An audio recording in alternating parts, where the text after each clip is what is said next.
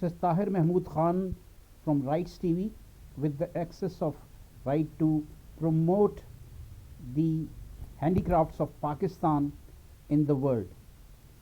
As in the video you see that there are so many artifacts that are made from the artisans of Pakistan, and this depicts the real artisanic attitude of the Pakistani artisans. You can see the truck art over there, woodworks over there, and this is the clay pot culture over there, and you must also be having some pots made from the camel skins also, and this is the rug and Lohe Qurani, and you can see how beautifully the artisans of Pakistan are doing and how they are introducing Pakistan in the Committee of Nations. Pakistani products, be Pakistani and buy Pakistani, and promote the Pakistani spirit.